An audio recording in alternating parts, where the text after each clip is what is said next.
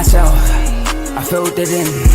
No time for the doubt, they counted me out, I'm getting it in. Yeah. No time for no loss, I'm paying the cost, I'm in it to win. Yeah. Refuse. Mine, it can't be diffused. If you ain't thinking the same, then we playing by different rules. You can't see the vision, we living at different views. Until we complete the mission, keep getting up, never snooze. I walked a mile in my shoes, had the mind of a fool, chasing diamonds and jewels. Trust me, I was confused. Started minding my business and used my mind as a tool. Ended up finding my purpose and found the time to get to it. They told me I couldn't do it, they told me I couldn't make it. They sold it, could never break it. That's sadly mistaken. I need a piece of the pie, I want it so bad I can taste it. They told me like Toby, keep on running toes, they gon' take them. Refuse to lose, built the win, applied myself, I filled it in. No time for the doubt, they counted me out, I'm getting it in. Yeah. No time for no loss, I pay for the cost, I'm winning to win. Yeah. Refuse to lose, I'm built to win, applied myself, I filled it in. No time for the doubt, they counted me out, I'm getting it in. Yeah. No time for no loss, I'm paying the cost, I'm in it to win. Yeah. Refuse.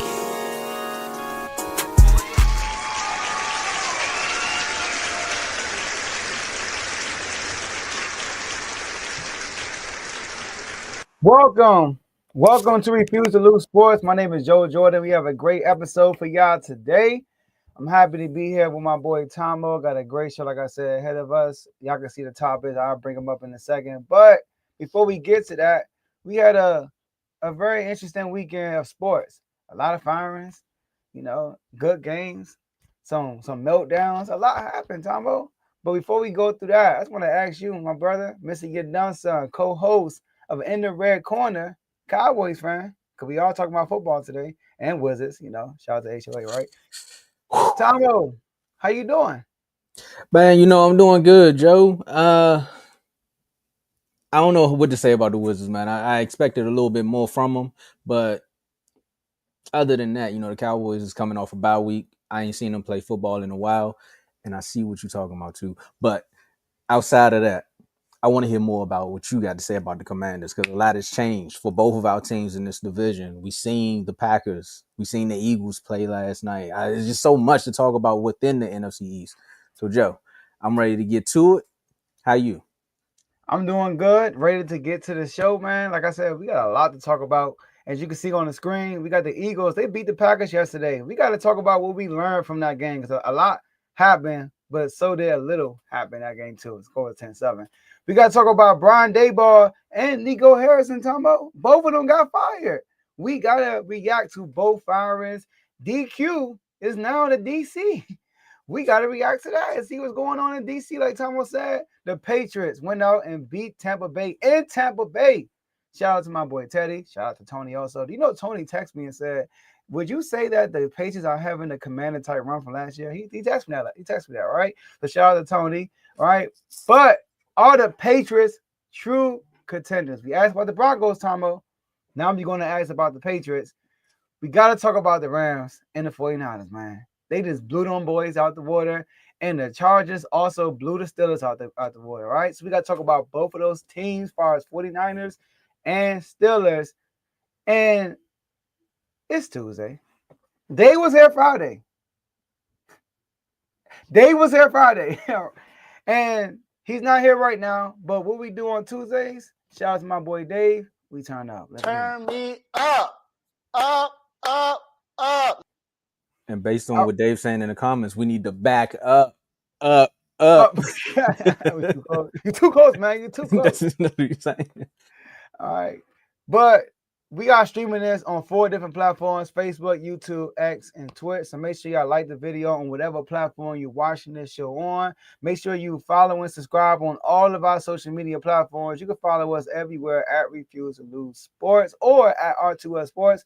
And share this episode with anybody so they can come on and watch this show live with you, because you could be involved in the show by being in the comment section. We can see all the comments y'all will be putting out throughout the show. Shout out to my boy Dave. Y'all look extra close. Hey, we gotta be up close and personal, man. That's how it is. And we turned up. That's how it is, Dave. All right. And shout out to SPM Cards. Hope you find success. Hey, we appreciate you. No, for real. The kind words. And last but not least, enjoy the rest. Hey, we hope Cam Ward find out success too, my boy. Last but not least, enjoy the rest of the show. Tomo, the floor is yours. Now you. Now, no. I hope we do find success. I was just saying it's gonna be. I don't know. They might have a bounce back season. We just talked about the Patriots, right, Joe? And that's funny that Tony asked you that question because that's a good question. Because it seems like they all on the same type of run that you all on. Oh, right out the gate. Shout out to Big O, man. You know, one of our superstar members with the 199 super chat. Shout out to R2L, hashtag ball for 94. And if you don't know, that's for Marshawn Nealon from the Dallas Cowboys again. Thoughts and prayers with his families. Condolences. Joe, I'm going to save that intro for when we talk about the Pats because that is a good question. That is a very, very good question. I can't wait to see you answer that one. But NFC East, you know, these seasons started off. And, you know, shout out to TikTok because they was on my back. Remember I said I think the Packers are peaking too early and they was like, ha, joke's on you. It's only week 2 and then the Cowboys game happened. Then they showed signs of life after that game and now, boom, here we are again talking about the Packers. And now some people are calling out Matt LaFleur. They saying they don't like his play calling. Some people are questioning what's actually happening with the offense. They know what the defense is. Another funny story I'll share with you after I hear about what you learned from this Packers game. I mean, I would tell you the score, but you might have thought it was 1994 the way the score was 10-7 on a Monday night football game. Eagles versus Packers, two of the best teams in the NFC. Joe, what did the no, I'm not even going to do that. You got unfazed later. What did you learn from this Packers Eagles game? You know what's funny? I got this chat feature up right here, but it's not showing the last two chats. I got you. You know, is it because it's on the phone? Oh, maybe because it's a mobile. Okay, so you know what? They doing stuff. Yeah, this episode we're just gonna do it the old way. Yeah, we do it the old-fashioned way this episode. Oh, you know what? I got you. Hold on. Do I? No, I don't. I don't got you. I'm sorry. We do the old-fashioned way. All right, but yeah, we can see your comments. I ain't saying that. I'm not saying it, but I can see your comment. Hit the like button. Right. So what I learned from this game, I learned two things. Well, I didn't learn this from this game, Tomo, but I will say this: the Eagles are the best team. The Eagles, they are the best team in the NFL. Oh, this about to be good. The best team in the NFL. You know, and this is coming from a Commanders fan. One thing I heard Jalen Phillips say in a press conference, which I already could feel it, and I know you can feel it through the TV. He said this team walks with a certain kind of confidence throughout the whole game. Like they just know. He didn't say this, I'm paraphrasing. They just know they're going to win this game. You ever watch the Eagles game, you're like, man, they're going to win this game, man. They're going to win this game. It's rare that the Philadelphia Eagles lose a close game. It's rare. They lost. They lost 2 games. They lost to the Broncos, which was a rare way to lose. They were up by 10, and they got blown out by the Giants. And the Eagles could win in any kind of way, Tomo. They gonna win running the ball with Saquon. They gonna win throwing the ball to A.J. Brown, Devontae Smith, and Dallas Goedert.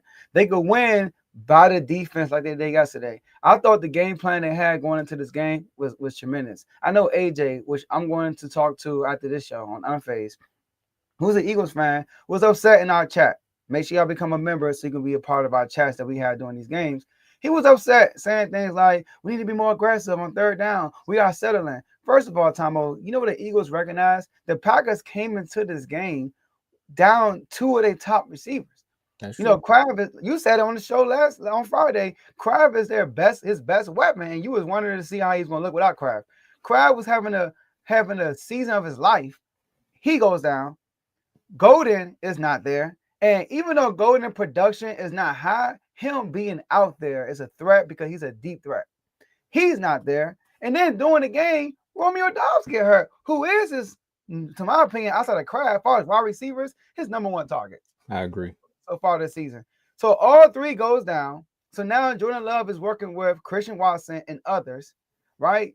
So the Eagles are like, we're going to trust the defense. And we're going to put pressure on Jordan Love because Jordan Love, when getting pressure, he's not pretty good, Tomo. He's not good. Last night he got pressure only 17 out of 42, which is 40% of the dropbacks. But on the 17 dropbacks when he got pressure. I'm sorry, Joe. I thought they was playing. Jair really just retired, bro. Bruh. Yo, This is Jair second. Alexander just retired. This is second player they got retired on the Eagles. That's crazy. They lucky they won this game, Tom Walker. This would be. I'm sorry. They won the last game when he retired. I thought they lost. He retired to the Giants game. Was it after the Giants game? It I might have. think he did because that was a joke. Like a joke. Oh, they played so bad that they made him quit. He left. Okay.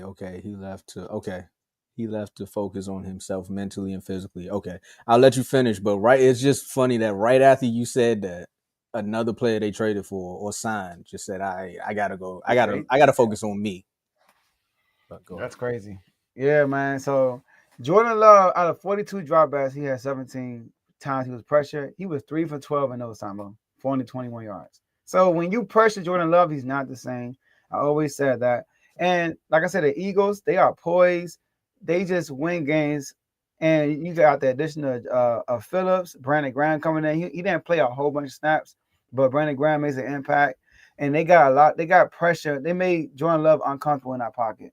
And that's how they're gonna win games. So I think what I learned is that they are the best team in the NFL. They are the most poised team. They what the Chiefs used to be. Like Chiefs still that, but they have that even more than the Chiefs, in my opinion. They are just the most poised team right now. So they are true contenders. Yeah, they true contenders for sure. I mean, they are the contending Super Bowl ring. No, I just had to, just a call back on Friday. I know Dave in the comments. Oh man, well, Joe, you kind of set it up for me to be negative because and then shout out to Big O. He also just put a little cherry on top, where it's just like, there you go, here go another player, because you said they were on the sideline walking with a confidence. Of course, you are going to have that confidence, right? When you already know what the game plan is my quarterback is not going to turn over the football, right? So it's just like, he's not going to make mistakes. On the defensive end, we're going to have that time to peel back and get at the quarterback.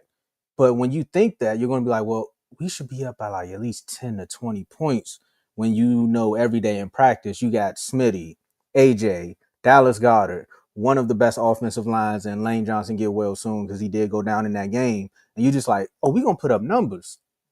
And I took AJ's side on that debate because I'm like, you won it. The goal is to go get the ring, right? And now I'm not saying coming into the season and stat pat, right? But the goal is to now say, hey, I want to prove to you all and shut up the doubters, because you all said we couldn't win your way.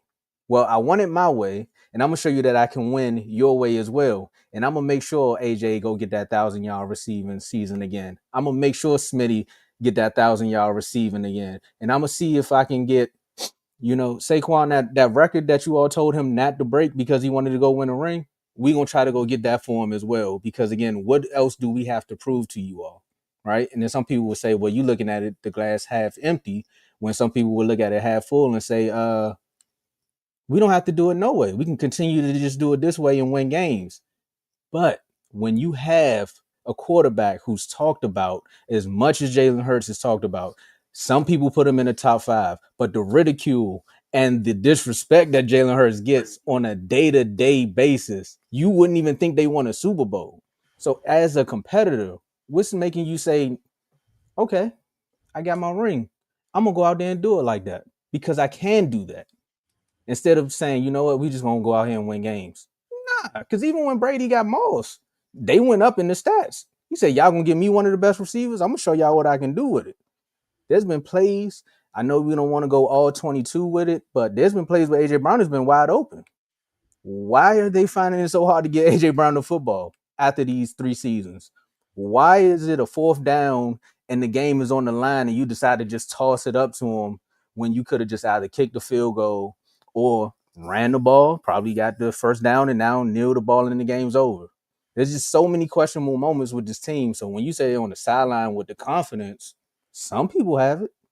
I know if I'm on the defensive side, I got it. But on the offensive side, I'm not having that confidence because I'm looking at it like, hey, bro, we need to be better. Mm-hmm. And Kev, they retiring because y'all brought somebody out of retirement. Don't you see how the card works? You should have let that man stay home. But that's what I learned from this game is that Philly needs to stop playing down to their competition, right? Because you're better than the Packers. Your defense maybe just is up there with the Packers. I'm not gonna sleep on the Packers defense. They have a good defense, but their offense is way better. Me and my brother Dave said it on the show. We all believe that Hurts is a better quarterback than Love. We all believe that the wide receiving core that the Eagles have is better. We all believe the running backs, some would say they kind of that's a push. Some people would say it, or some people will argue that Saquon is better. But at the end of the day, you had the better offense. You have the better, I can't say offensive coordinator, but again, throw it up. Yeah, and here's the thing, man. The Hurt supporters who are upset like AJ about the game yesterday. I mean, AJ picked Hurts to be MVP. He need Hurts to air the ball out to win MVP. So for AJ's narrative, yesterday's game don't help his narrative. But ain't this the same AJ and other Eagles fans that always say that Hurts don't care about nothing but the win-loss column, right? Ain't that what everybody said? You and also what AJ said in the chat. We just saw Hurts and the offense in Minnesota have a perfect game. So are the Eagles capable of having a game if need be? Because they needed to score points against that team. Although Carson Wentz was sneaking up the joint, it was a close game. AJ Brown had to get a game-sealing catch to win that game. They also put up, I know it's the Giants, but the Giants been playing well. They just been melting. And they blew up, put 34 on the Giants. So they show that they can put up points, and they also showing they can win out these gritty games. 10-7 against the Packers, who have a great defense, by the way. I know the Cowboys did something different with them, but that was also on the road in Dallas. This was in Green Bay. And Green Bay defense is lights out at home. So and lastly, I get it. AJ Brown won his stats. Devontae Smith won his stats. But what do Cav help me out in the comment section? Cav said something about Sirianni. He said the team goals are above the personal goals. And the team goal is to win back-to-back Super Bowls. So I'm sorry, AJ Brown. If you want to be a number one receiver in the league, as far as what Jamar Chase and them doing, go somewhere else. But if you want to win a Super Bowl, some games going to be yours, and some games you're going to have 2 targets like you did last game. So, hey, I'm sorry. I get you, Tomo, but it's all about winning. So let me ask you a question, Joe. What's the Eagles' record right now? 7-2. Are they not leading the division by at least 4, maybe 5 games? They number one in NFC.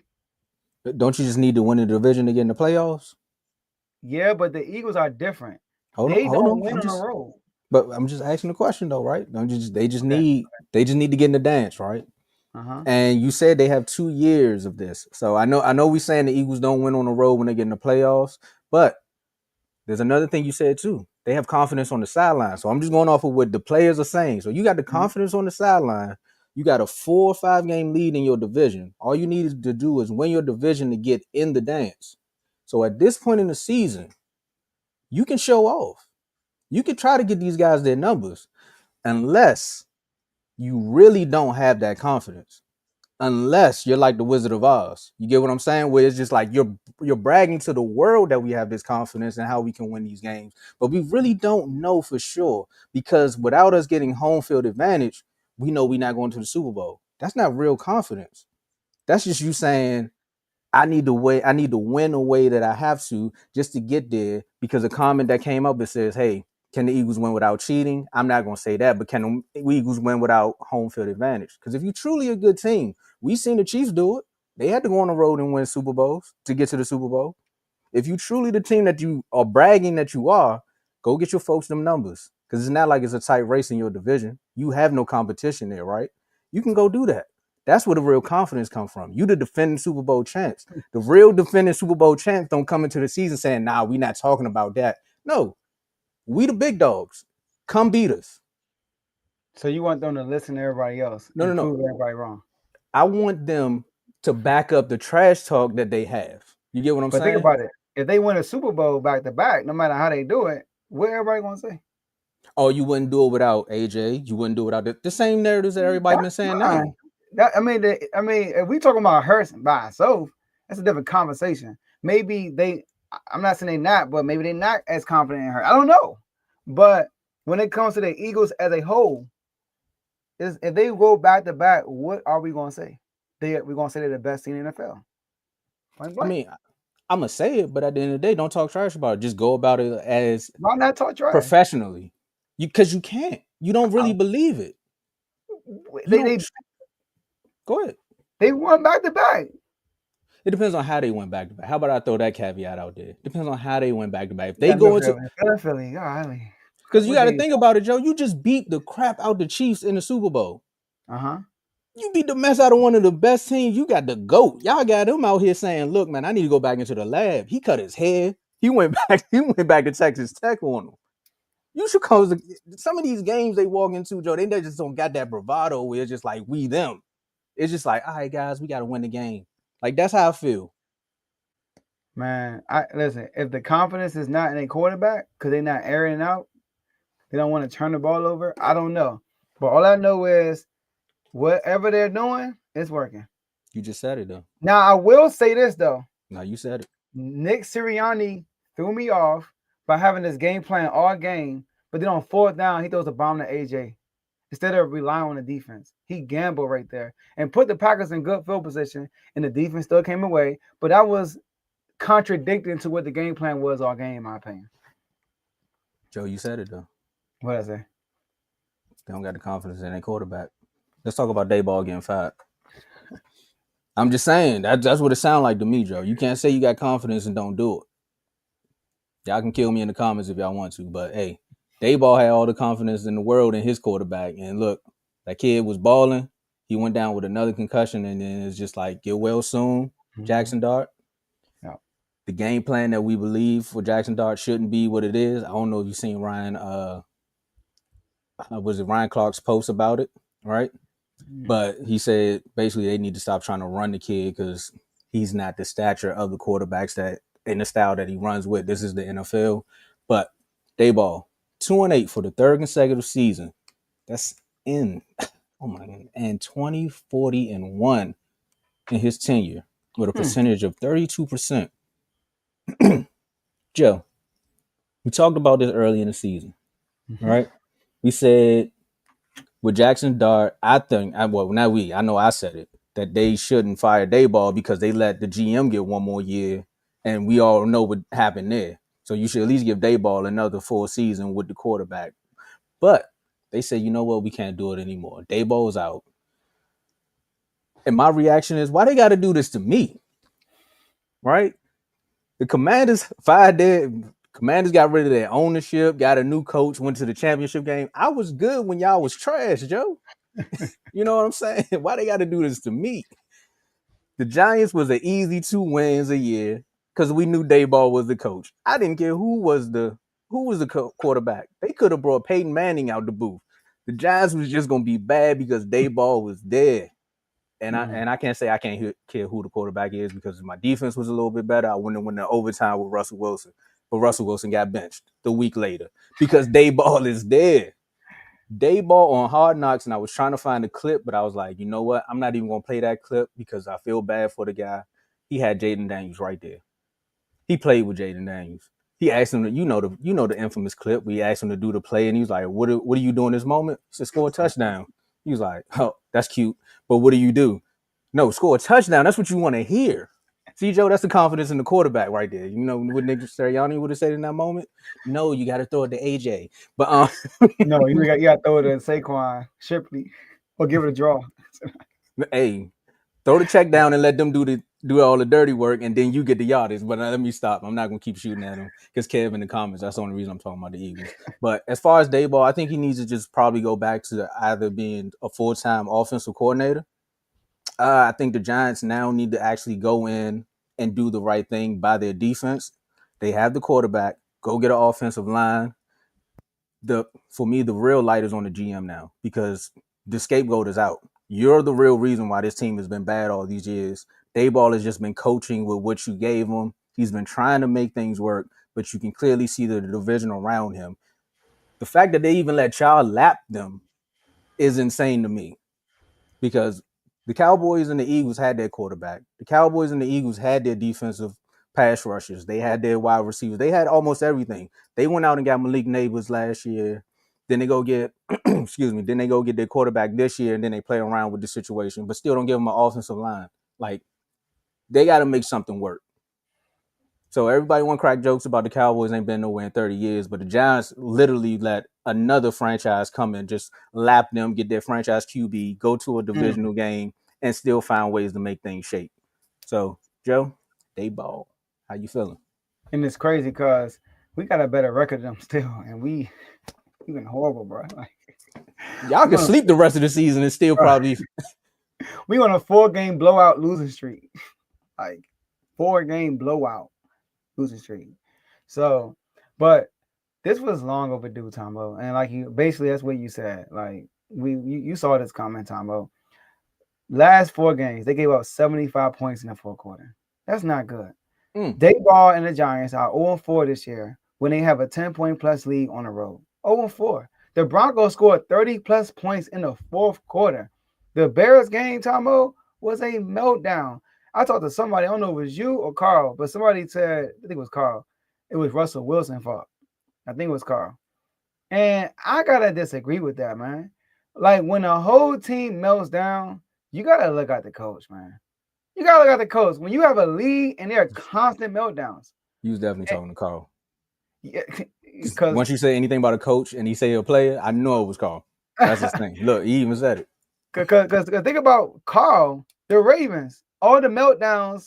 Who we looking at? We're looking at John Harbaugh. Like, what you doing, bro? All these meltdowns. The coach is like Tomo. That game, they were up 17-10 in the fourth quarter.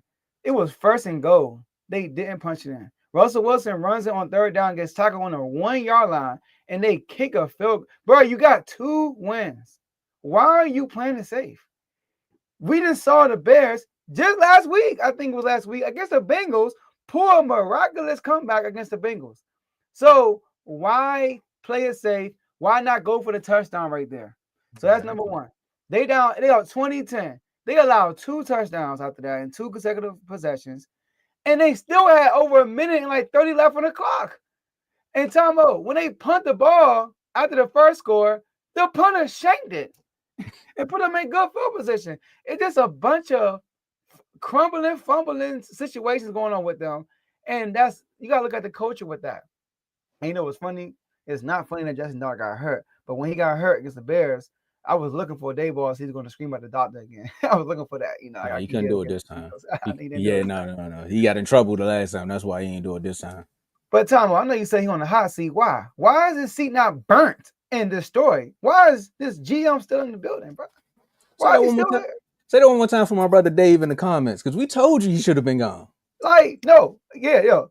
I said that when your GM makes a decision, you gotta see what happens. We saw what happened. They gonna win a Super Bowl. Come on, man. This man almost had 2,000. Yeah, he actually had 2,000 yards. And he won a Super Bowl, bro.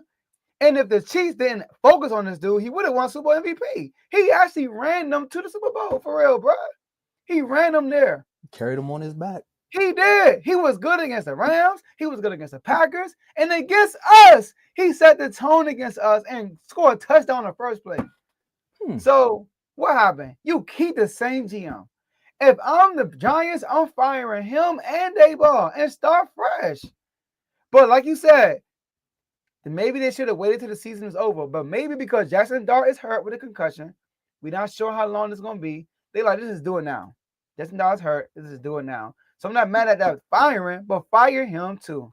So that's my only thing about the Giants. They should have fired the GM also. Okay. Even when he had his best weapons, they was losing, Kev. What you talking about? Bro, I'm sorry. They had, Kev, without these 2 weapons, they had double-digit leads, bro. They still losing. Joe, you know what I thought about as you were saying that? They said Jackson Dart is out. They looked at his relationship with Russell Wilson. And then on the ticker, it probably came across the Colts win again. They're like, bruh. And Daniel Jones didn't even have his best game. They're like, we could have had Saquon and Daniel Jones, and we could have just got neighbors and found a way to make something work. So you know what? I think they all going to fire the GM at the end of the season. But like you said, they probably let this play out because of everything that he drafted on the defensive side. Because he good on the defensive side. It was the offensive side where he just couldn't make things work. So they said we're gonna get the scapegoat. Because normally what happens when coaches are about to get fired, they get rid of the coordinators first to try to prolong their career, and then one more season after that is like, well, it wasn't a coordinator, Mike McCarthy. It was you. So I think that's just what it is. But nah, every time the Colts win a game, I know the owner probably was just like, not again. We got Daniel Jones and Saquon. They both 7-2. And then Tomo. Once again, we talked about this with who? Cam Ward when his coach got fired. Bro, you know you about to get Jackson Dart. You know Brian Daboll's on the hot seat. Why not fire him then? You know you're not keeping him, bro. That's you know true. that. Just fire him and start fresh with a new culture. With your new QB. I don't get why these, bro. You just saw what the Commanders did last year. Why won't you just copy that? Like this, it's just common sense, bro. Look at Drake May. Once you got rid of the whole culture and it's changing, look what Drake made now. Look at Caleb Williams now. Like, now Caleb Williams ain't playing the best, but the Bears are in playoff contention now. Actually, Joe, I think I'd rather let's shift it back. Let's say the Commanders, right? And we can go back to the before JD5.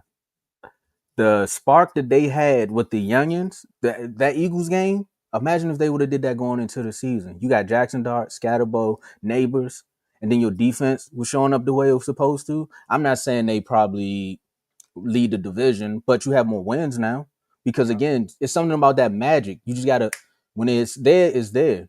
You had it with RG3 and Alpha Morris. I seen the same thing with Dak and Zeke. You seen it again running back with JD5. Who's y'all running back? Brian Robinson at times. At times. But I'm gonna just say JD5 and Ertz because that was where the real magic was at, right? And Terry, right? And Scary Terry. But look at what's happening now with us.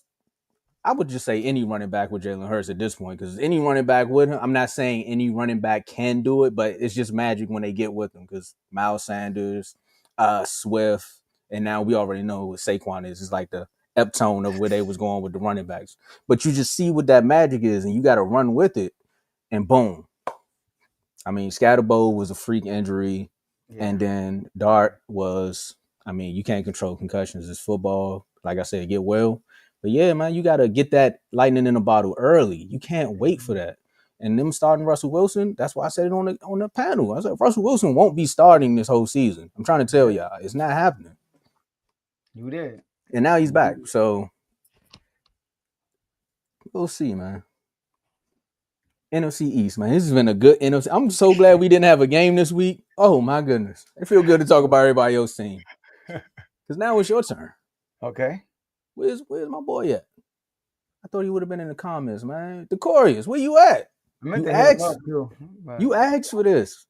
He probably got like 50 forks. He probably got he ain't got no plastic forks. He got all metal forks for you, Joe, to let you know, man. I told you. Now we Quinted to win it, man. After that, I don't even know what to call that, man. That rematch, they got y'all back, man. Your quarterback wasn't there, but they got y'all back, man. And Big O playing the song somewhere. That get back you know what, right? 44-22 loss to Detroit. Had the whole city of Detroit getting buffed up.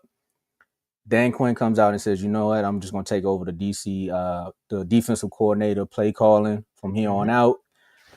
Joe. Not Joe Witt. Joe on the show. How you feeling, man? I'm Quinted to win it. I like that. All right. So what's going on is Joe Witt is still part of the staff, and he will be back in the booth after one day of being on the field. He'll be back in the booth assisting Dan Quinn like they were back in Dallas. Exactly what Dan Quinn said. It'll be the same setup for Witt like they were in Dallas. All right. And DQ will be officially the play caller going forward. Oh, this and good. He said Joe Witt Jr. took it like a pro, like he is. He said took the news good. He didn't, which I expect, obviously. And maybe Dan Campbell motivated him, Tomo, because Dan Campbell took over play calling against us, and they had a season high yards. So they didn't even punt the ball against us. So maybe that's the case. But and look, man, the reason why the change is made because the defense is horrible. It's disgusting. Now, Don't get me wrong. We have the most injuries on our team than any other team in the NFL. Do you know that as much as Dave rattled off all his injuries, do you know they're second behind us? Trey Amos is now out for the year. Another key injury on our cornerbacks. Today's defense, that was Friday. Okay, more injuries. Today's defense, that was Friday. And we got more injuries too. And Payne's got suspended. That's another dude ain't probably won't play next year. I mean, next week. Like, I'm gonna say, you know something we don't know? well, he got suspended, but he appealed the suspension. No, you said Payne won't play next year. I'm like, you know something we don't know? No, He leaving? He won't play. I said next year. I'm sorry. He won't. He as of now he won't pay. He won't play next week against the Dolphins. He did appeal it. We'll see what happens. He did post a video of him again punched first, so that might help it. So the defense is horrible, Tomo. The defense is 30th right now in yards allowed. They're 31st in yards per play allowed. Woo. 25th in third down percentage conversion on defense, right? 30th in takeaways. 30th. If you're already bad, you're not taking the ball away. It's disgusting. And 29th in points allowed per game. Tomo? 29th. Now, Who 30th? Like we're terrible, man. We're just terrible. And is it too late for Dan Quinn? Because I know he came. The chorus came in the chat and says too late. Maybe it's too late, Tomo. Maybe it's too late to turn the season around. Only time will tell. But this is to see if the problem is play calling or is the problem the players or both. That's what this is about. Because Joe Witt and Dan Quinn are really close. That's his guy. And last thing he's going to do is just fire him without. Let me personally see what's going on. Let me personally put on the headset and let me personally run the defense against a Miami Dolphins team who just had their best win of the year against the Bills. So we're going to have it's going to be an extended trip in Spain, and we're going to be around more than usual. We'll have more togetherness, and we're going into our bye week. So let me just take over and see what's going on.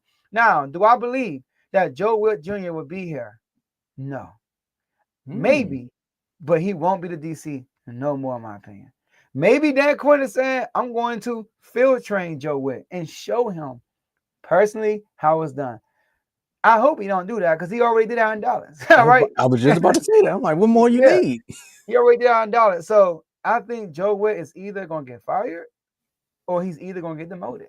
But he won't get back to DC play calling duties no more. Now, people are also talking about Cliff. Cliff need to get looked at too.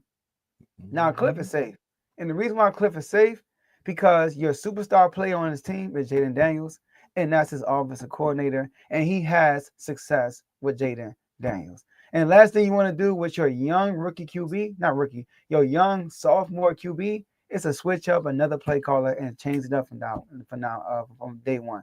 So Cliff, he either going to be a head coach next year if he decides to leave, or he's going to be our OC next year. His seat is safe, at least for now. But like I said, I do not believe Joe Witt will get a job back. All right, I just want to address one thing because I know Kev typing like I don't know what right now. We know a quarterback in our division that changed offensive coordinators like people change ties. So some people would say they said your boy was better than half the quarterbacks in the NFC East last year. He should be able to deal with a new offensive coordinator, right? And even coming into the season, most of y'all suspected that if the season goes the way you all were projecting it, that Cliff wasn't going to be here anyway. He probably would have took another head coaching job. So I think that right there, you may have to get mentally prepared for. You touched on it before I could actually say something, because I was going to say it's not just a defensive coordinator that need to be talked to. He trusts Cliff to just do his thing on his own, because now as the head coach, you spending more time on the defense. It's just like, I'm seeing it in Dallas. Once you talk to the defensive coordinator, your offense kind of comes down some. So are you saying, you know what, JD5 not here, I'm gonna let you run that, and then we'll see how things go on game day? Okay. I want to ask Dan Quinn this. If I was in the media room when we get our passes, I can't wait because I'm gonna start asking people crazy questions. They might kick me out, but hey, I would have said, Dan, why wouldn't you just wait until after the bye week to make a decision like this? So then your players can actually get prepared for this. I mean, you are going on a trip. Joe, you said it's an extended trip, but why not wait till after the bye week? I mean, you've waited this long. You already know that your quarterback is out. or was the game on Sunday just too much to bear that it's just like, you know what? The penalties, the players lashing out at the ref. He was defending himself now because we've seen the full video, but players swinging on other players. Again, it's just the penalties is really where it's at. But this goes back to what you said in a few topics before. It goes back to coaching. Like, what is going on with the head coach? And this is why a lot of the fans around the area, we talked about it, are calling for his job. They're just like, you know what? Dan Quinn got to go. I told you. I said it in the chat, but I told you, I was like, look, Dan Quinn, JD5, Josh, and all the new regime, Adam and everyone. You see what you did in DC? You gave them lobster, steak, shrimp. You know, you had the finest hookah, and you was feeding it to them for almost a year. You got all the way up to, we don't got love or dream no more, but you got all the way up to the VIP spot, and then said, you know what?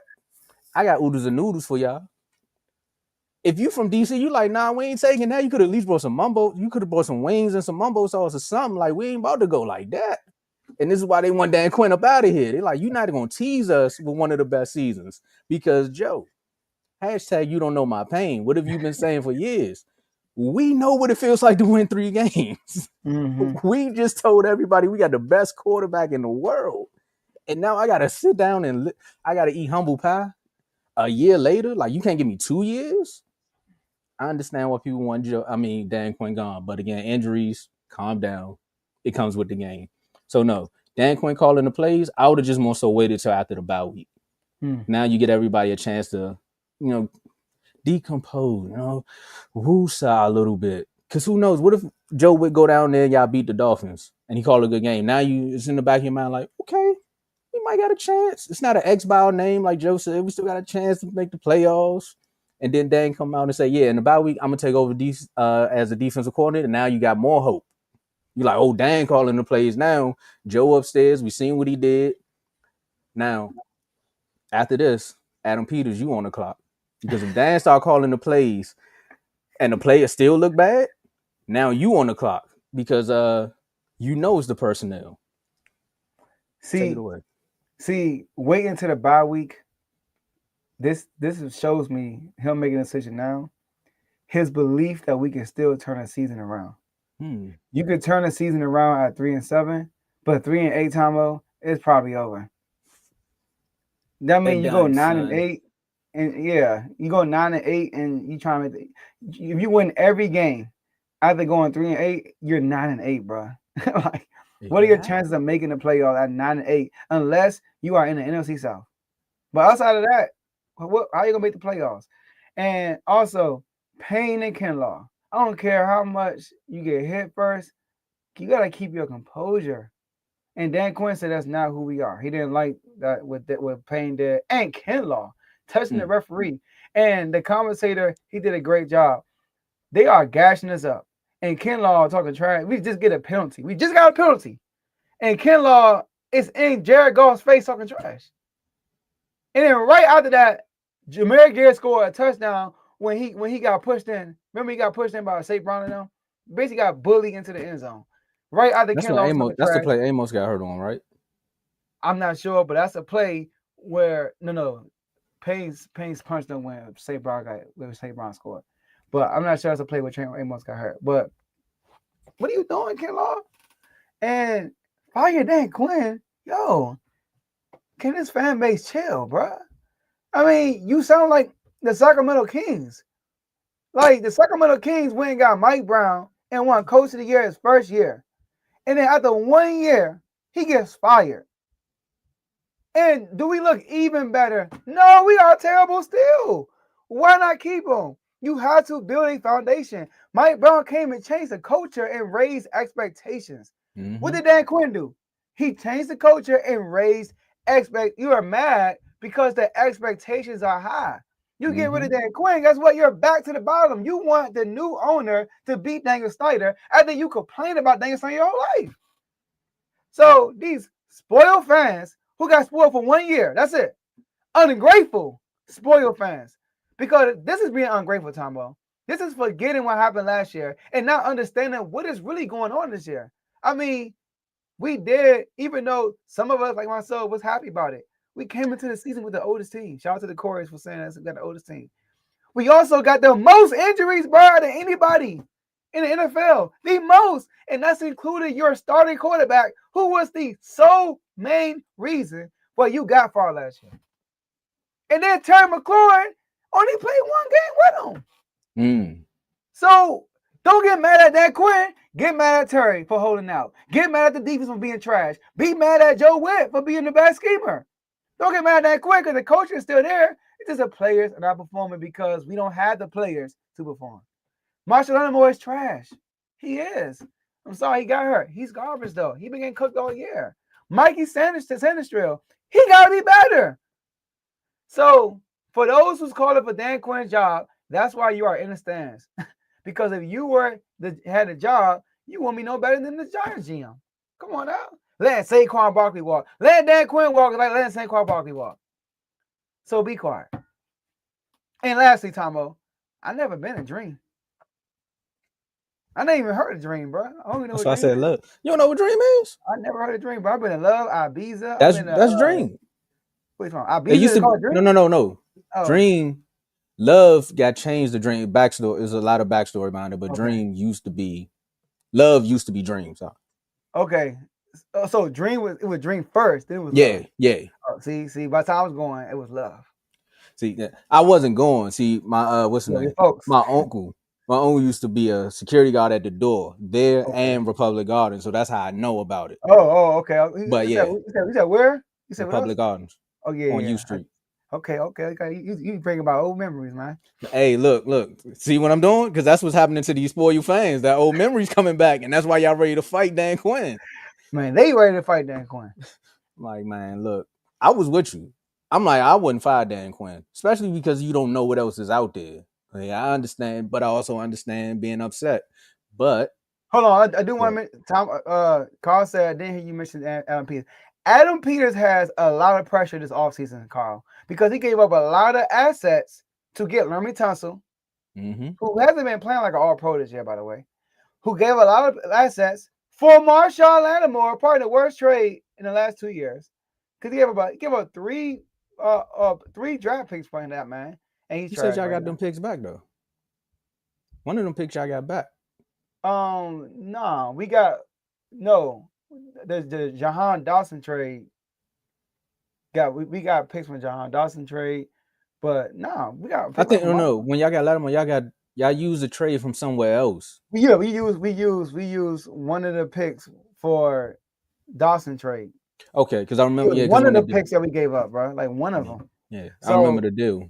And signing all these, bringing Ertz back, bringing Bobby Wagner back. At the time, it looked good, but right now, Bobby Wagner is a step slow, bro. He's not the same, bro. He is not the same. And Zach Ertz isn't either. I mean, Father Time is undefeated. But like I told you, Joe, if you could just put on a number 55 jersey and fall on the quarterback every now and then, you be all right. But Bobby Wagner's a linebacker, so you got to move around. I told you put him on the line. Look, even Von Miller gets to the quarterback sometimes. I mean, he got alignments. He's his arms, bro. Man, arms. Right. And it's out the car. He said, besides the fans who want Quinn gone, probably the same fans who ain't rapping the Commanders no more. Exactly. All right. Yeah. Well, I mean, Joe, I know. I'm glad you got that rank because I can't wait for you to post that reel. But shout out to our brother Tony for asking this question because Joe, that is a great question. And the reason why I say it's a great question is because of everything that's happened in the chat recently, right? And it goes to what this question was: are the Pats true contenders? And I'm gonna peel back for the folks who just joined in. Make sure y'all hit that like button. Brother Tony asked Joe. He said he texted you and he was like, do you think that the Patriots are on the same type of run that the Commanders were on last year? And with that, we have questions in the chat about is Drake May better than JD5? Drake May's in the MVP conversation. Drake May's getting a lot of love. He got Teddy acting different. The way Teddy acting now, I might have been scared when the Patriots was winning because he's acting different. He probably would have came on the show every day saying something crazy. But do you believe Well, you got two questions. I'm gonna answer it quickly. Do I think the Patriots are true contenders? I'm gonna say they're contenders. I can't say true contenders because they don't have the pedigree. They don't have the history. This team, not the Patriots in general. We know what Brady and all of them did. They in the booth now. You know, Brady passing out awards every Sunday and Gronk breaking Legos of Steve Harvey. So we know what those Patriots are. But this Patriot team here, we don't know if they actually have that same pedigree, right? They're showing it in games. They're finding ways to win, but you got to go deep in the playoffs. So if someone, and I know I'm a co-pres of FJA, but if someone was to ask me about the Bills, I'm like, well, Josh Allen has been deep in the playoffs. I've seen what he can do to teams in the playoffs. I've seen him lose in the playoffs too, but I've seen it enough that if I would say that if the Chiefs weren't around, he might have gotten to a Super Bowl. I would have said it about the Bengals a few years ago, but their quarterback can't stay healthy, so I can't say they're true contenders as of right now. Lamar Jackson, we already know the downfalls as far as what the Ravens have in the playoffs, but because they make deep runs, you would say they're a true contender. Because if people are picking you to go to the Super Bowl almost every year, that means they believe in what you have in that locker room, right? We believe that the Eagles are true contenders. We believe that the Chiefs are true contenders. Another callback. But with this Patriots team, I think they're on the same level that I would say with the Broncos. They're good, they're contenders, but I just don't think it's true yet. Mm-hmm. I'm 100% with you. I think they're contenders, but the only true contenders to me in the AFC are the Ravens, Chiefs, and Bills, and it's because of the past. And a lot of these AFC teams who are rising right now, we don't know because they don't have playoff success. Yeah. But one thing I can say about the Patriots, out of the top AFC teams right now, the Chargers, the Colts, the Broncos, and the Patriots, I believe in the Patriots more than any other team that's out there. What? I do. I believe in the Patriots over the Broncos. I believe in the Patriots over the Colts. And I believe in the Patriots over the Chargers. Now, Justin Herbert's been to the playoffs, but he put up two stinkers in the playoffs. Bo Nix, do I have to say any more? And Daniel Jones, do I got to say any more? He did have a playoff win against the worst defense in the NFL, the Minnesota Vikings, and then proceeds to stink it up against the Philadelphia Eagles in the next round.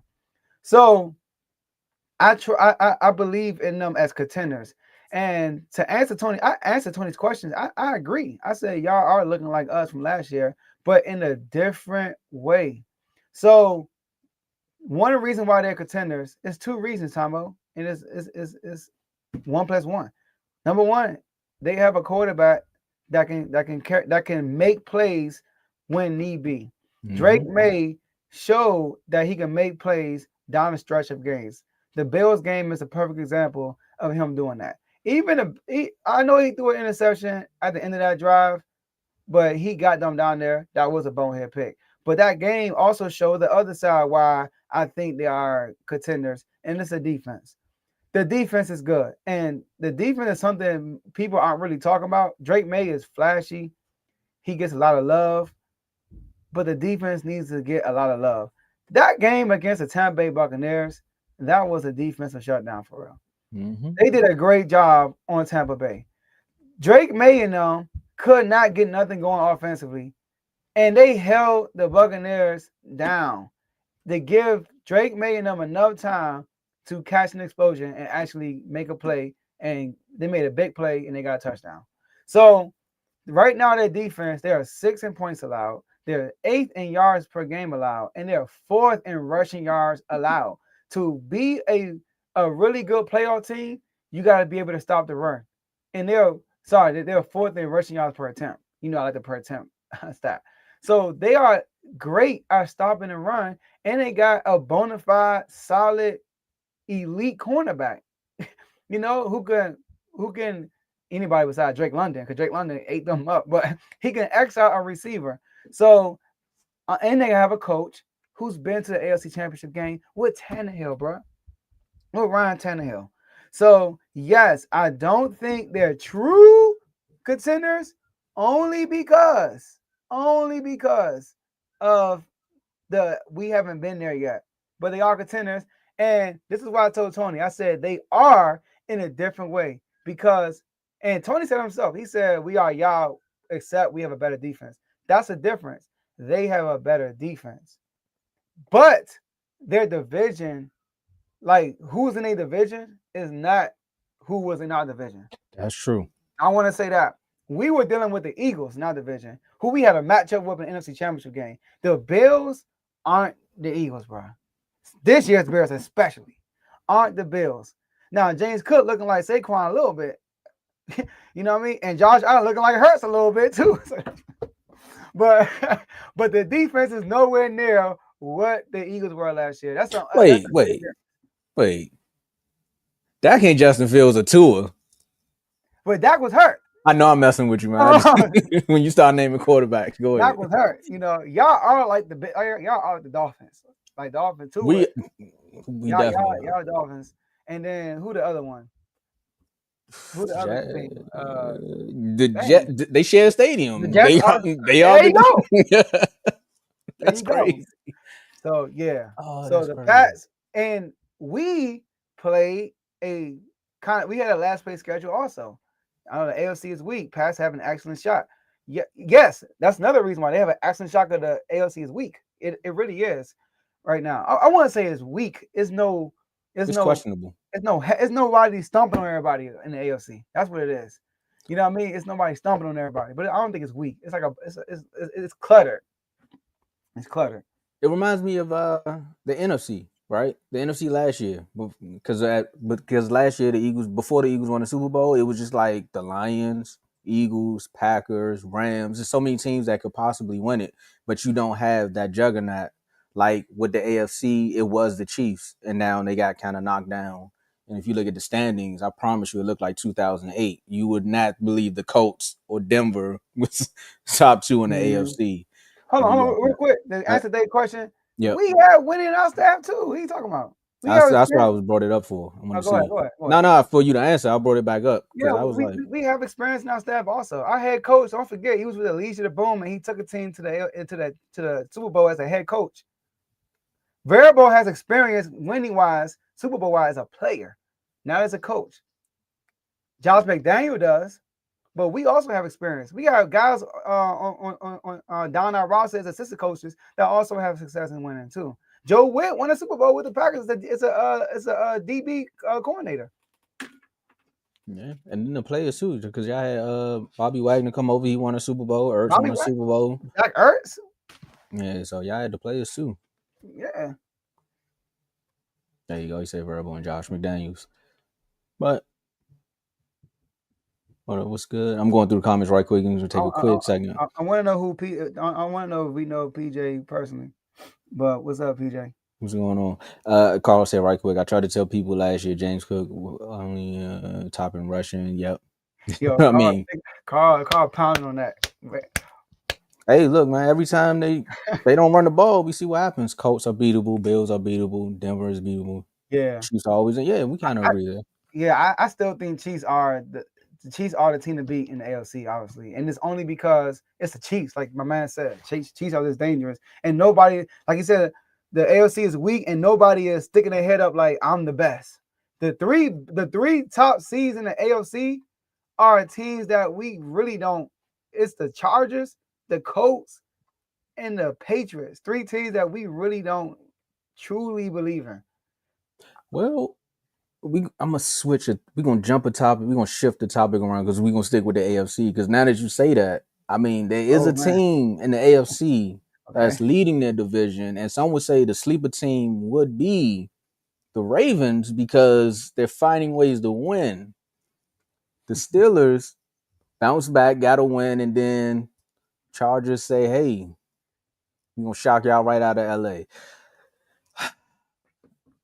The jokes could go around and say, "Hey, look, man, that 9 games, man, you get close to that 9 games, we already know what's going to happen." So they like, we're going to try to teeter off as much as possible until, because we don't want Mike Tomlin to get his 9 and then just say, you know what, I'm done with it. After losing to the Chargers, right, and seeing that the Ravens are winning, your boy is coming back. I'm trying to think. I said Home Alone. I don't know why I can't think, but Joe Burrow's coming back. Okay. I don't know why Home Alone helped me think of that, but Joe Burrow's coming back. Yeah, exactly. With Joe Burrow's coming back, and now this division is looking like, okay, it's starting to shape up the way things are. But if you're a Steelers fan, you technically had a chokehold on the division for a while, and now teams are coming back, which is kind of where I was going earlier, Joe, with the Eagles. Where it's like, if you got like 5-game lead, you can kind of do your thing. But where the Steelers are at, do we feel like the fans should be concerned? Shout out to RBO Vaughn. He just did an episode. I know he's in the comments.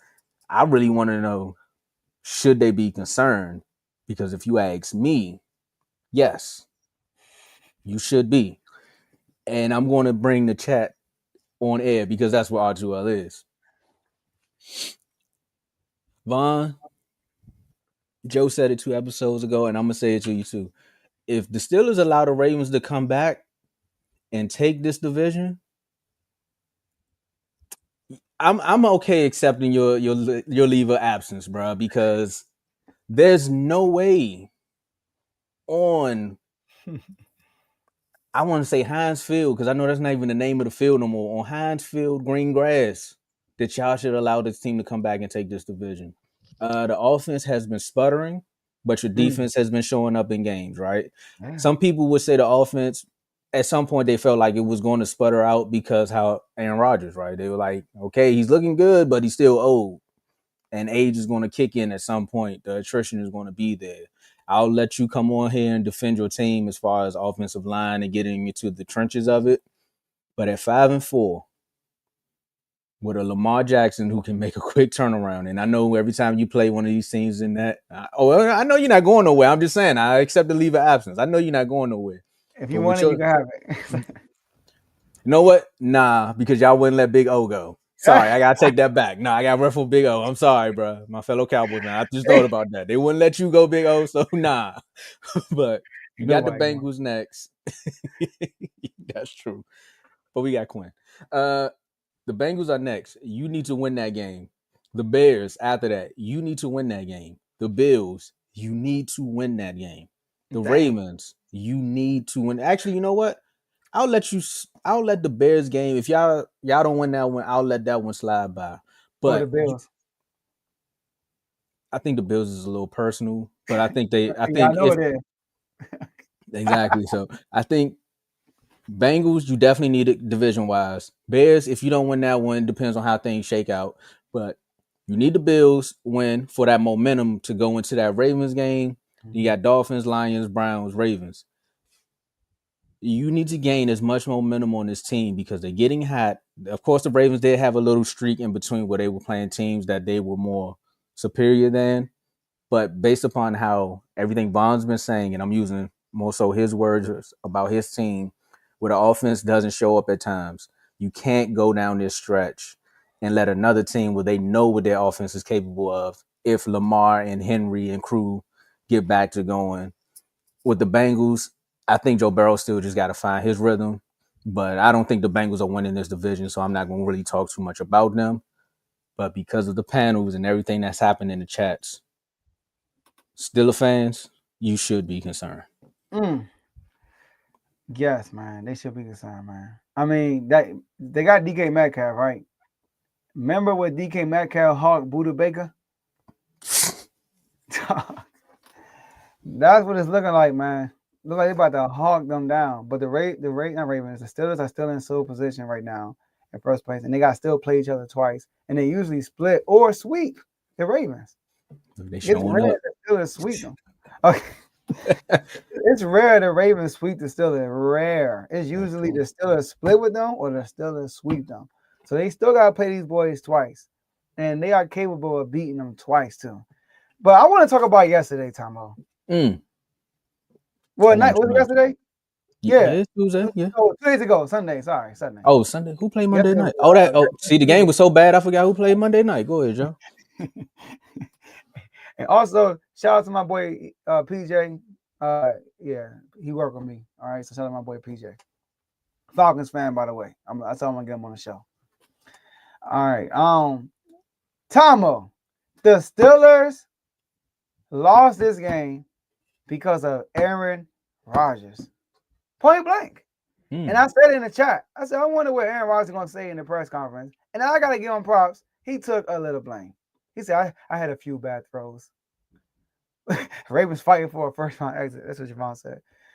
All right, so he was terrible, Tomo. The Steelers were 2 for 11 on third down.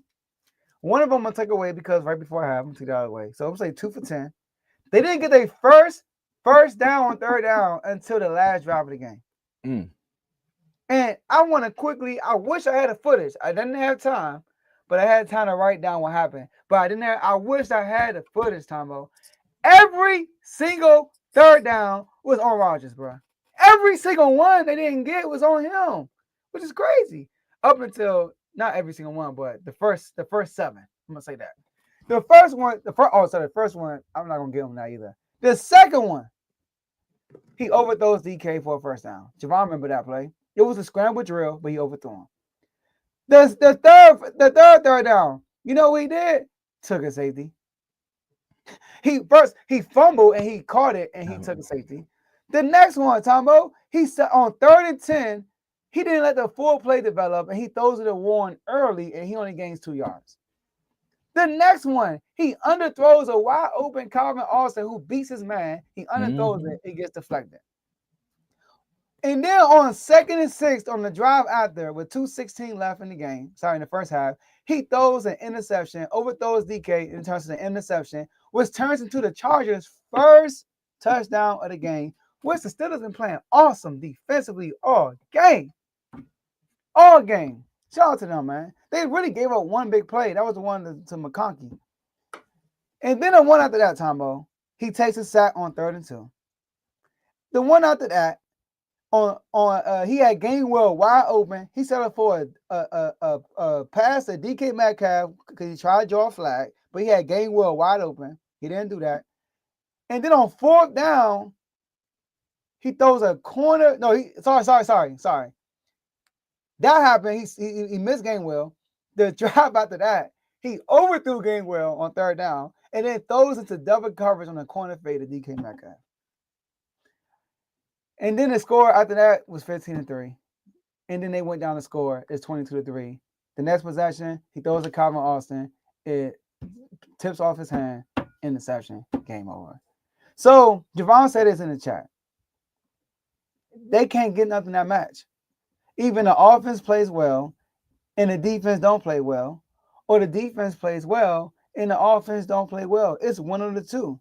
Because the 2 games when they forced 5 to 6 turnovers, the offense was average. The offense was average against the Patriots. It was average against the Colts. But they won both games, though. But the defense was awesome. Against the Bengals, defense was terrible. Offense was good. He lost the game. Against the Jets, defense was terrible. Offense was good. They won the game. They can't get both things clicking in one game. So one thing they should be concerned. But what you can say if you're a Steelers fan is you can see it, though. You can see sparks in the offense in this game. I can see sparks in the defense because what's more concerning is the defense. And to see the defense stepping up in these last 2 games is a good sign to see.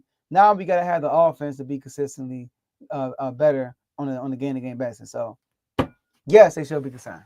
But they should have some hope.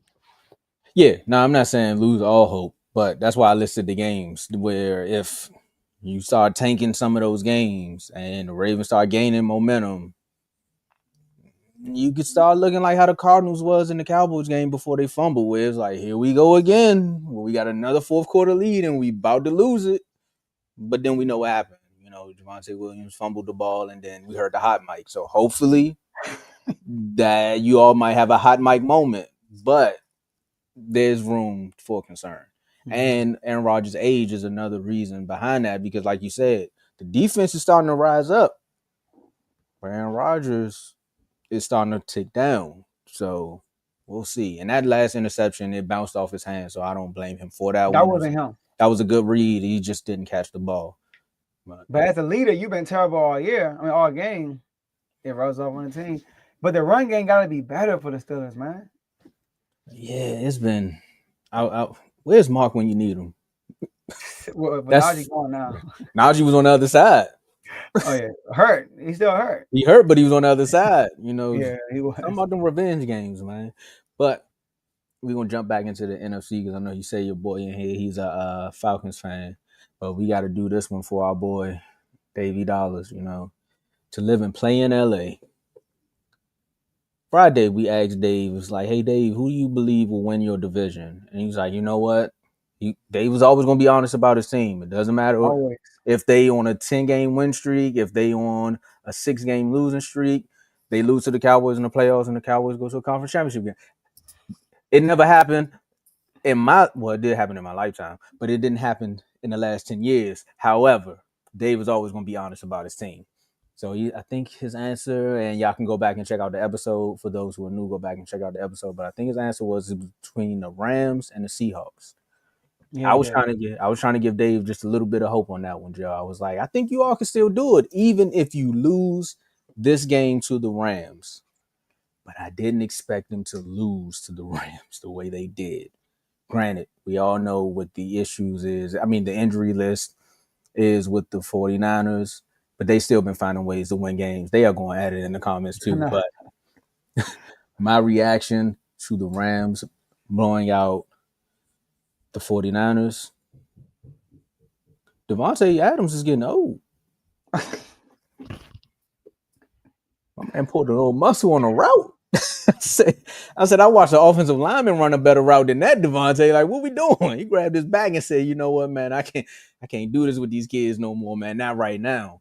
But honestly, I would just say take a woosah, man. You know, they jumped out to a 21-0 lead on the Rams. However, between these two teams, it's always been a competitive game, even when it goes back to that playoff game with the 49ers. Was it the 49ers that had the pick? Yeah, the year that the Rams went to the Super Bowl, where he had the pick and he dropped it.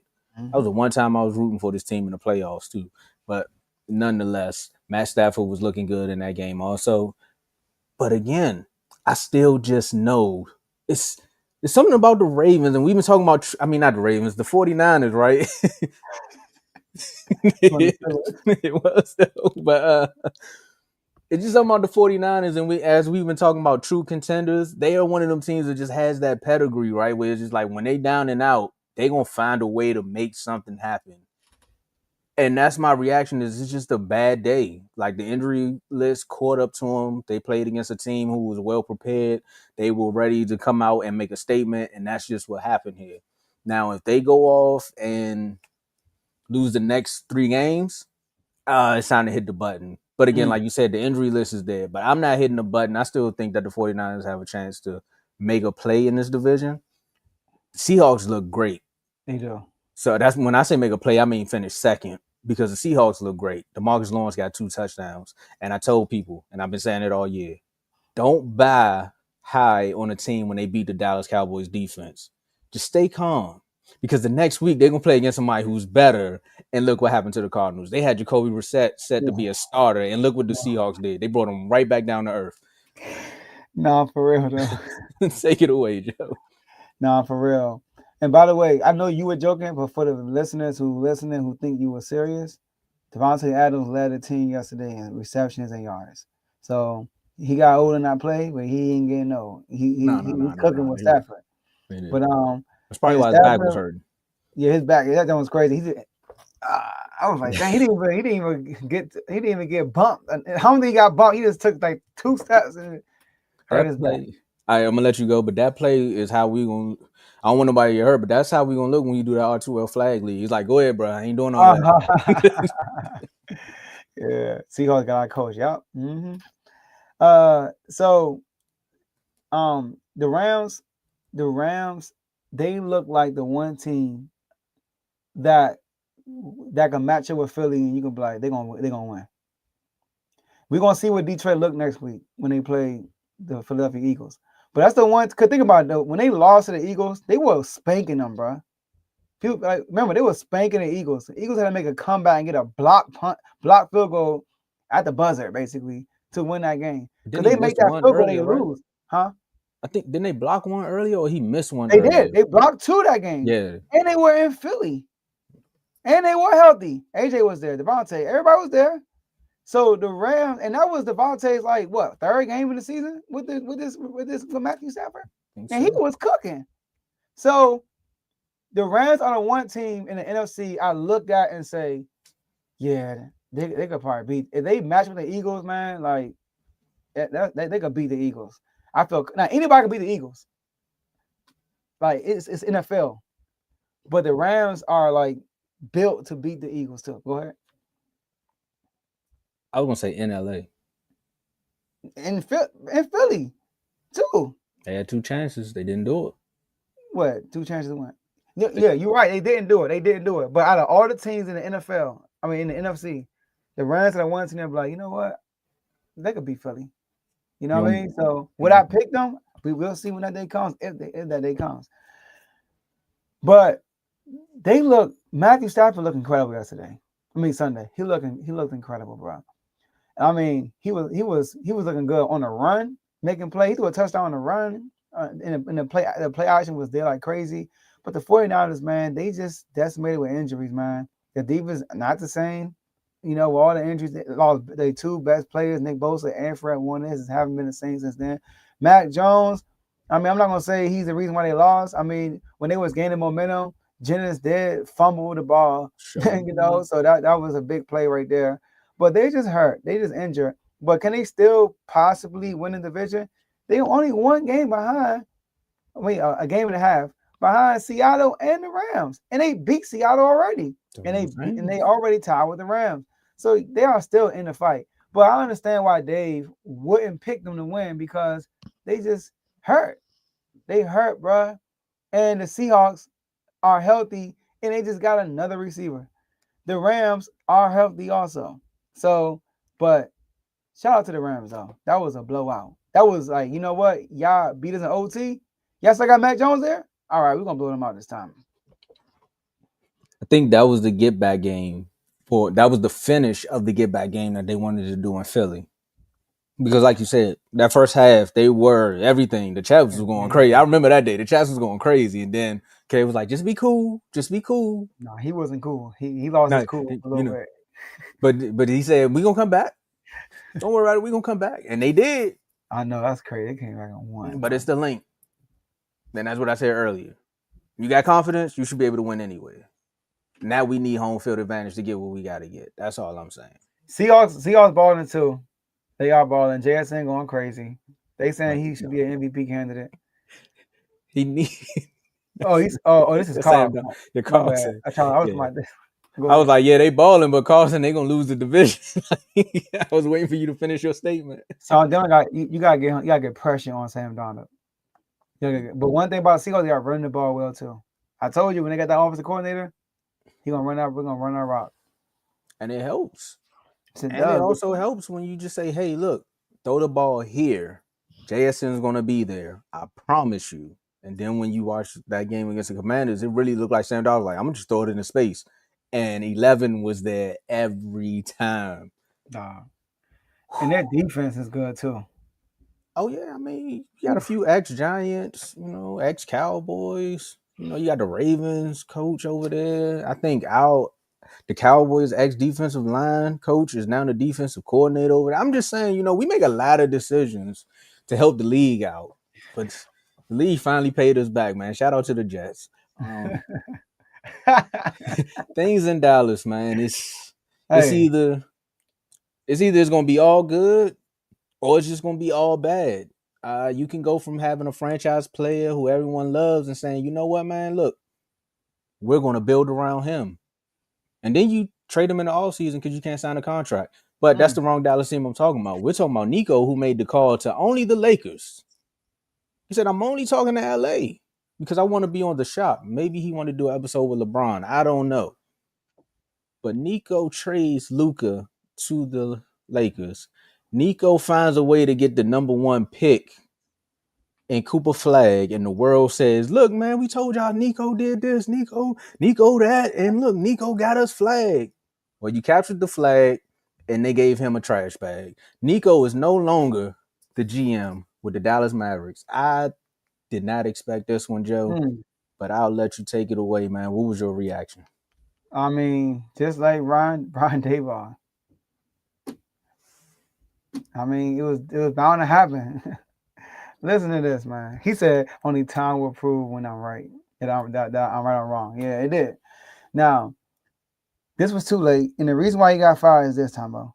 He lost to the Wizards. Go ahead. Hey, that's another big... That's Detroit that be saying that. Okay, that's right. HOA, all right? Yes, sir. And I got a good meme for the HOA too. When the time is right, I'll use it.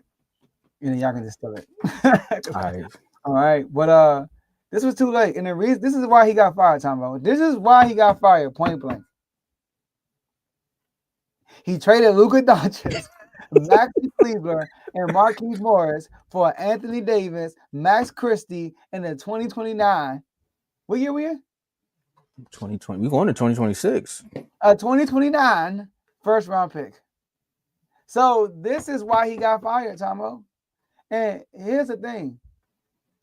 Anthony Davis, since being a Mavs, he only played 14 out of 40 games, Tomo. 14 out of 40 games. He missed 26 games already. Did you know that if you miss 26 games in a regular season, you do not qualify to get awards? No, sorry, you missed 27 games.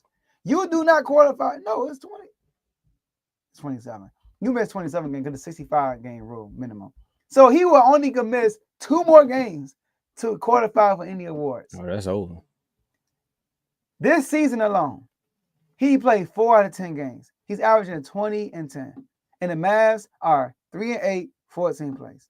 Luka is averaging 37, 9 assists, 9 rebounds. The Lakers are reverse the record, 8-3, and take away a 1 from 14, the 4th seed. So that's why he got fired, deservedly so. Let's move on. I'm with you. I think it's not like Daboll. It should have been like Joe Showing.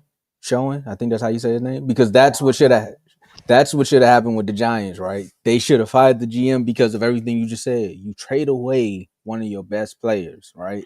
And then look what they're doing. I mean, like I said, I know people kill the Cowboys for trading Michael Parsons, and again, we'll see what happens with the trade, but you got to do something kind of like what Jerry did. You have to replace that player at some point. You can't just sit back and wait. And we all know what AD injury history is. I mean, Kyrie was balling. We know the relationship was there. But, bruh, you have to go get more. 2029, you won't even be around. And well, now it's happened. You're not even around for the pick. Normally, when people trade away their 2 first-round picks, it's similar to what the Colts did, where the GM went up there and it was like, do you want to put a Band-Aid on it, or do you want to fix the actual problem? Shout out to the owner for saying that to him, because, hey, look, if this don't work out, us not having 2 first-round picks ain't got nothing to do with me. That's on the next GM to get. I went and got sauce. So let's just see how this works out. And that's how the Lakers GM is looking.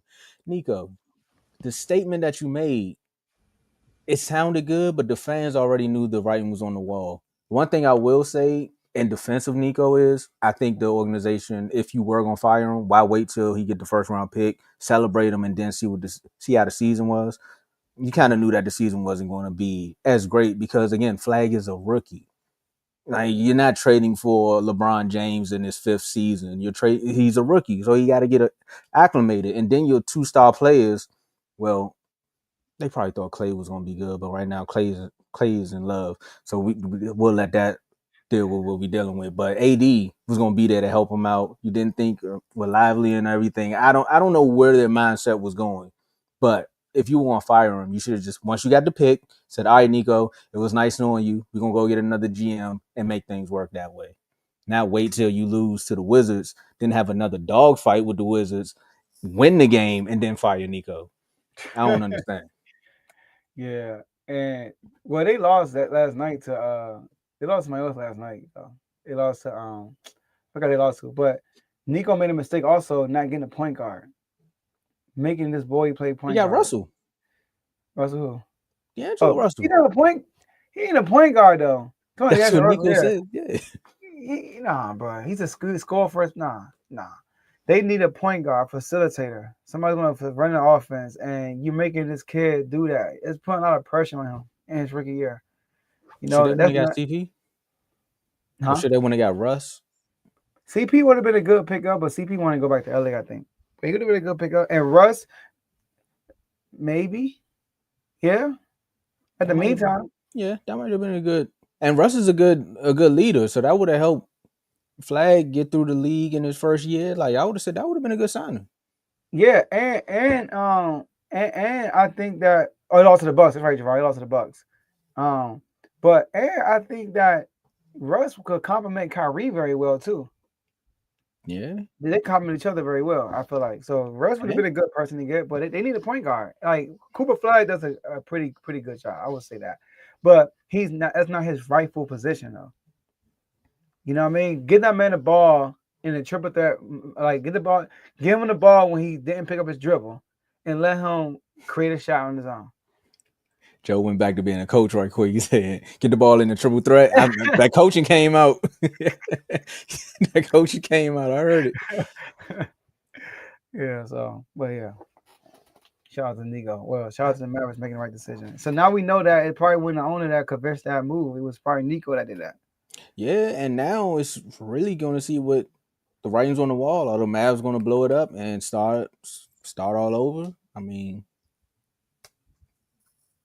They still got J Kidd there, and it's still early, so it is. They could turn things around, but again, when you make moves like this shakes the franchise because you already know what the roster is. I don't know who the acting GM is in this situation, but he probably sitting there like, "Oh, this is my time. Let me see if I can get something for AD. Let me see if I can get something for D'Lo." Start bringing some pieces in because, like you said, they need a point guard. So maybe he's like, "All right, now it's my time to show off because I want the job." We'll see. bro, like the fact that he traded Luka is crazy. Like he fooled himself. He really think that his GM skills got them to the NBA Finals. Bro, it was Luka and Kyrie. I'll give Kyrie some credit. He did go get Kyrie. He put the team. But Kyrie forced himself out of Brooklyn too, though. That's true. So tripping, Luka tripping, man. That's why you gotta go get trade. you gotta go get you a top 5 player at another position to remind the fans that you're still working. That's all I'm saying. I mean, at least y'all flipped y'all trade. That's what I'm saying. You gotta go and also you go get a top 5 player at a different position to help you stop the run. Right. And then Tomo, y'all got more first round picks than they did. And the NFL first round picks, one first round pick is like 3 in the NBA. Not for real. That was the stupidest trade in history, bro. In sports history I can think about. That was worse than a trade that got vetoed when Chris Paul probably. That was probably worse than that trade that got vetoed. That was stupid. I was watching something where Sham said where he got the first inkling of it, where people were saying it. He had to look at his phone like 3 times. And he said before, as he was typing a tweet out, he was like, I don't know if I should hit send on this because I don't know if it's real. Like, I don't believe that this is happening right now. His hand was shaking. He was and man, remember I got this. I was like, hold on, I gotta make sure if I post it in the chat. I remember where I was at when that happened. Yeah. I think I posted and I said, let me double check because I had to look and say, is this really Sham? Did he get hacked? And we all thought he got Tomo, have we ever get news and thought the person got hacked? No. Nah. That's how bad it was. And it was the timing of it. It was like 1 a.m. our time when that trade happened. So it was like, you sure? Exactly. Luka to the Lakers. AD. And the Lakers look like they having fun. No LeBron but the Lakers look like they having fun. They shooting full court shots, pointing at the ground. I shot it from here. Austin Reeves saying I was close. They look like they having a blast. I do want to say this. The NBA has been worried about LeBron. Like, we need LeBron. We need LeBron. The NBA is showing right now without LeBron's presence, the NBA is thriving right now. They got more parity now. It's thriving, bro. It is thriving. Like the ratings are high right now. So it's letting the league know, like, dang, we might not need LeBron no more. First, the Lakers got Luka, and they're like, we don't really need LeBron no more. Now the NBA gonna be like, dang, we don't need LeBron no more. So LeBron just might retire soon, bro. Hey, he might. Like I said, they got more parity. You got to think about everything off the court. They got things like, we got to get out of here too, but they got shows like Starting 5 that's pulling more people because whoever got Netflix, they're watching it. They got their kids watching it. You got TikTok and everything like that. So it's just like, nah, we okay. Then Jordan doing doing interviews before every NBC game. Right. So it's just like, bro, if Jordan gonna keep dropping gems like this, we don't need, bro. I like that Jordan's involved himself though. Kudos to him for that. Mm-hmm. And it's some Jordan haters that you got Bron haters, you got Jordan haters, bro. They just be hating on Jordan like, I had a friend who's a LeBron friend, and he hit me up and was like, "Man, it was a waste of my time watching the interview." I'm like, "Oh, what do you expect? That life changing moment in this? Like, come on, man." You But know, anyway, man, they got to. you know what? Oh. Yeah, that's. They probably thought the lights went out. Let's get out. Let's get out of here. Yeah, my last word. Shout out to the whole R2L network. Shout out to my boy Tomo. You know, we had a great show today. Shout out to the whole R2L family. Shout out to everybody in the comment section, especially Big O for dropping a super chat early in the show. We appreciate you. And Commanders, man, we still in the fight. Dan Quinn made a move at the right time. Well, could have been earlier, but this is not too late though. I would say we can still turn this around. Kings, we got the Nuggets. Speaking of NBC, on NBC tonight. So I will be watching that game from start to finish, and I will be dropping a reel after the game talking about the Kings. All right. So shout out to the network. We are booming in numbers right now. But we are itching to 1,800 subscribers. I think we are 10 away, Tomo. So I'm excited about that. Yeah, man, let's keep thriving. And shout out to R2L. Hashtag R2L. All right, and I'm gonna just piggyback off of. I'm gonna just co-sign everything Joe said, and I'm gonna give a shout out to our superstar members right quick. So shout out to Donnell, Dave, Taniqua, RBO Vaughn. He just did an episode. Make sure y'all go check that out.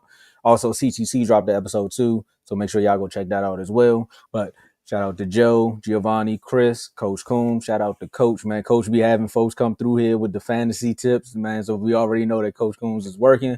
Shout out to Decoria. Shout out to BWT Teddy. And happy birthday, Teddy, as well. Joe, I know we got to talk about it in our next. It's Teddy's birthday? They put it in the chat. Oh, all right. So I already been in the chat today. Oh, snap. Shout out to Teddy. Happy birthday. Yeah, we're going to talk about it off air. We got to start doing that on air, too. Just giving people in the chats to shout out. But I talked about it now, so we don't got to talk about it off air. But shout out to myself and Big O as well. And again, shout out to Big O with the $199 for your mind. My last words is everyone's praising Michael Parsons for his post-game interview after they lost to the Eagles and saying, hey, we still believe. I just want everyone to know that was a copy and paste of around about the same time when we were trying to make the playoffs right before the Bengals game. And he said, hey, man, everybody in his locker room doesn't need to stop doubting because we got a chance. We can win games.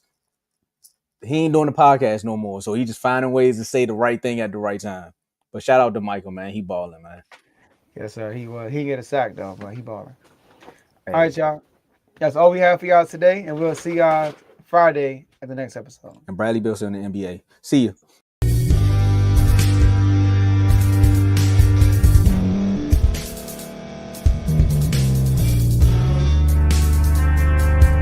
Thank you for staying to the end. If you're watching this on YouTube, please like this video, subscribe, and also hit that notification button so you can be notified next time we put out a video. If you're listening on any podcast platform, subscribe and hit that notification button, y'all, so you can be notified we put out another podcast audio. And last but not least, hit that share button. No matter what you're listening to or watching it, hit that share button and send it to somebody that you know that would love to watch this episode you just listened to. So once again, thank you for staying to the end, and we'll see y'all in the next episode.